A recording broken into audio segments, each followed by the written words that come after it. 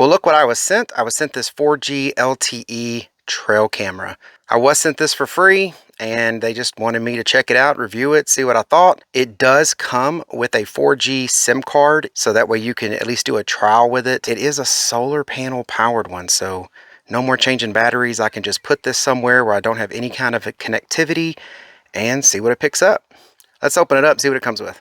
All right, so this is everything out of the box. I did put this solar panel on this white plastic bag so you could see it. So you don't have to mount this like you see here, in the manual. You can mount this panel pretty much anywhere. It does come with two different kinds of mounts here.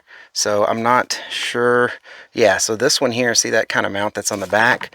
That goes onto here, and you could mount that solar panel pretty much anywhere, which is really good because you need to make sure the panel's in the right direction. You want to get the most sun you can to the battery on this camera. So then of course it comes with the manual. It's going to tell you all that. It comes with the little SIM card that needs to go in it. And yeah, like I said, it comes with a 300 megabyte trial plan. So that should at least get you started for the first month. Comes with this kind of strap where you can strap it around a tree. The antenna, like I said, different mounts, hardware for those mounts. And then it comes with a USB cable. And it comes with even a Phillips head screwdriver and some tweezers. I'm assuming this is for the memory card, or for the SIM card and the memory card. Now I did open it up. It does not have a memory card with it, so you do have to put like a micro SD in there. But it did, like I said, come with the SIM card, so you can put that in there. I'm going to get this thing set up and I'm going to go hang it and see what we catch. All right, so I've got the camera charged up. I did put the solar panel on top of the camera like this because I do know where I want to put this to test it, and it should get more than the 3 hours of sunlight that it says in the manual it needs. So it does have information in the manual. There's a QR code on the back of the camera where you have to pair that to your app that you need to install on your phone, so that way you're able to communicate with your phone using the 4G LTE. I did put an SD card though in here also because I do want to be able to check the quality of the video that the SD card is storing for this, because when you're doing 4G LTE, you're probably not going to be getting like full HD across that line. I'm going to go get this thing hung up. All right, so this is where I'm going to run this camera to test it. This is one of the metal poles that holds up our sun sail, and this points directly at our floating dock we have. So that should capture some wildlife or any kind of activity around our dock. Like I said, it's got the solar panel, so you don't have to put batteries in it. And it has a rechargeable battery already in it. So it's not like I have to get any kind of battery pack for it. It's already in there. And then there's not a lot of settings on the back. Most of the settings, you go in there and you connect it to your phone. And then all of the camera settings and everything are done through the app.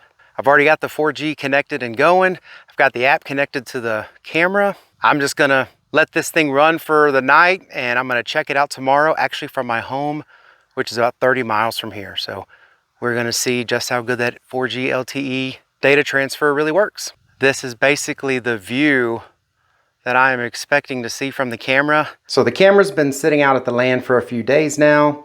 I am currently at the house, and I'm going to go ahead and look at some of the videos that uploaded to the cloud, which would also be on the SD card that's in the camera.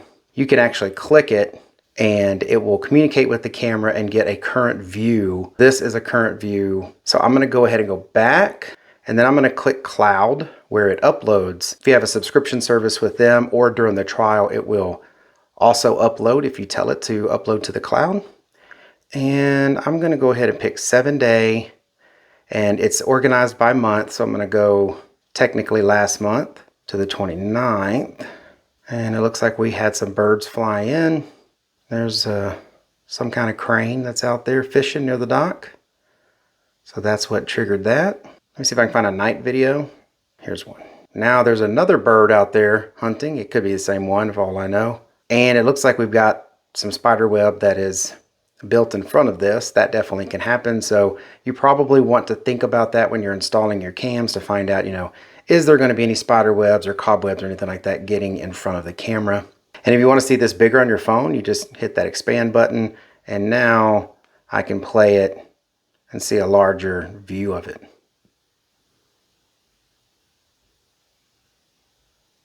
There you go, very cool. So this is a great game cam. You know, you could have it out there and looking at your feeder and whatever's going on out there to see what kind of species you have coming around.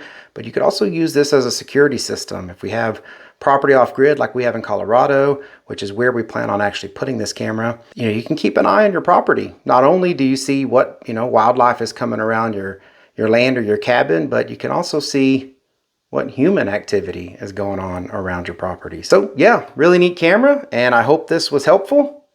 Thank y'all very much for watching. Take care.